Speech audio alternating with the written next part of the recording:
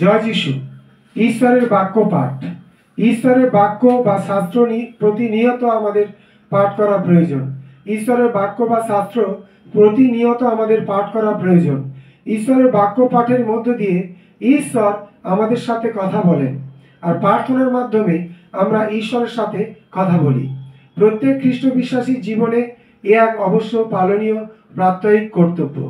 জন 5:39 তোমরা শাস্ত্র অনুসন্ধান করো, প্রত্যেক খ্রিস্টিয়ানের উদ্দেশ্যে এক সুনির্দিষ্ট আজ্ঞা। জন 15:20 আমি তোমাদের যেসব কথা বলেছি তা মনে রেখো। গভীর মনোযোগ সহকারে ও পবিত্রতায় ঈশ্বরের বাক্য আমাদের ধ্যান করা উচিত। তোমাদের দীপ্তি উজ্জ্বল হয়ে উঠুক। প্রত্যেক খ্রিস্টিয়ানকে অবশ্যই তার নিজের জীবনকে উজ্জ্বল করে তুলতে হবে। খ্রিস্টীয় জীবন শুধুমাত্র শিক্ষা দেবার জীবন নয়, শিক্ষা গ্রহণ করার জীবন। খ্রিস্টীয় জীবন শুধুমাত্র শিক্ষা দেবার জীবন নয়, শিক্ষা গ্রহণ করার জীবন। যারা প্রভুর পক্ষে কার্যকরী তাদের অবশ্যই মনে রাখতে হবে যে নিজের জীবনকে আগে খ্রিস্টীয় আদর্শে পরিচালিত করে তবে অন্যের কাছে শিক্ষা দেয়া।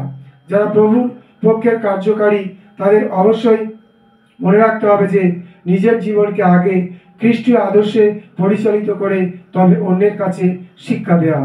নয়তো এমন হবে, আমি যা করি তা করো না, আমি যা বলি তা করো।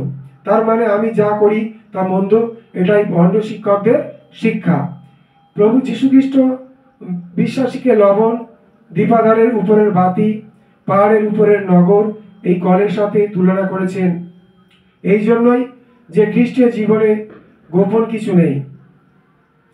প্রভু যিশুর জীবন আলোচনা করলে দেখা যায় তার জীবনে গোপন কিছু ছিল না।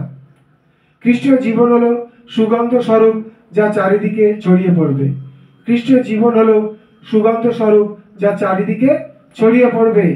মতি 5:16 তোমাদের দীপ্তি তেমনই ভাবে মানুষের সামনে উজ্জ্বল হয়ে উঠুক, যেন তারা তোমাদের সৎ ক্রিয়া দেখে স্বর্গস্থ পিতার গৌরব করে। জন 15:16 আর আমি তোমাদিগকে নিযুক্ত করেছি যেন তোমরা ফলবান হও ও তোমাদের ফল যেন স্থায়ী হয়। মার্ক 5:19 তুমি তোমার বাড়িতে আপনজনদের কাছে ফিরে যাও এবং প্রভু তোমার জন্য যা করেছেন সে কথা তাদের বলো। জয় যিশু।